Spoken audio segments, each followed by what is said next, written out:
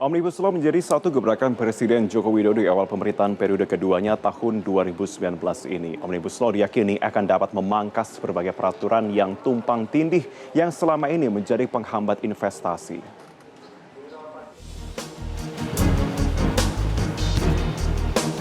Wacana Omnibus Law mengemuka di tengah rendahnya minat investasi di Indonesia, khususnya investor asing. Investor seringkali mengeluhkan iklim investasi Indonesia yang tidak kondusif karena aturan yang tumpang tindih dan sering bertentangan. Apalagi dengan birokrasi yang panjang dan berbelit. Dalam kondisi perekonomian yang menantang, di mana dalam 5 tahun terakhir pertumbuhan ekonomi cenderung sulit keluar dari batas bawah 5% dan daya saing yang masih tertinggal dengan beberapa negara tetangga, pemerintah merasa perlu melakukan terobosan selain pemberian insentif fiskal. Presiden Joko Widodo dalam pidato pertamanya setelah pelantikan mengungkapkan kendala regulasi yang panjang dan berbelit ini akan dapat dipangkas melalui Omnibus Law. Regulasi harus kita sederhanakan, harus kita potong, harus kita pangkas. Pemerintah akan mengajak DPR untuk menerbitkan 2 undang-undang besar. Yang pertama, Undang-Undang Cipta Lapangan Kerja. Yang kedua, Undang-Undang Pemberdayaan UMKM. Masing-masing undang-undang tersebut akan menjadi Omnibus Law, yaitu satu undang-undang yang sekaligus merevisi beberapa undang-undang. Para pelaku usaha menyambut positif terobosan Omnibus Law yang diyakini dapat memberikan kemudahan dalam berinvestasi di Indonesia. Namun sektor usaha tertentu seperti pelayaran tetap meminta pemerintah untuk membatasi investasi asing agar tidak merugikan investor domestik.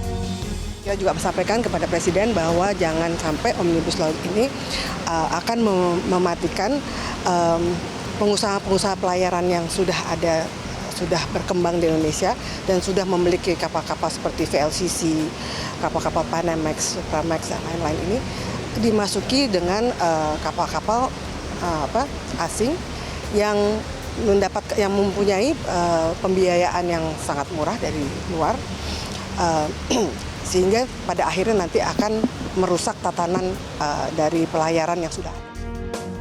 Ada 2 undang-undang besar dalam Omnibus Law, yakni Omnibus Law Cipta Lapangan Kerja yang digabung menjadi satu dengan Omnibus Law Pemberdayaan Usaha Kecil dan Menengah, serta Undang-Undang Perpajakan. Pengamat pajak Justinus Prastowo meyakini skema Omnibus Law pajak akan membuat Indonesia menjadi lebih kompetitif dari negara lain di kawasan Asia Tenggara. Persentase pajak dalam skema Omnibus Law menurutnya cukup rendah jika dibandingkan dengan pajak badan negara Asia Tenggara lain yang berkisar antara 20 sampai 30%. Dengan tarif PPh badan yang turun, kita akan lebih kompetitif dibanding negara lain di ASEAN karena kita termasuk yang middle up untuk tarif PPh badan. Tapi dengan ini harapannya kita sekarang sudah bisa bersaing dengan Vietnam, Kamboja, Thailand, Malaysia.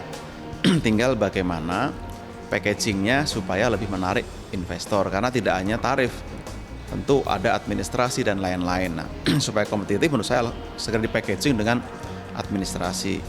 Tapi untuk ke publik kan juga turun lebih besar karena mereka juga dapat insentif. Nah, hanya saja untuk menjaga supaya penerimaan tidak terlalu banyak tergerus juga perlu strategi. RUU Omnibus Law Pajak menyelaraskan sejumlah undang-undang yang mencakup 6 pilar.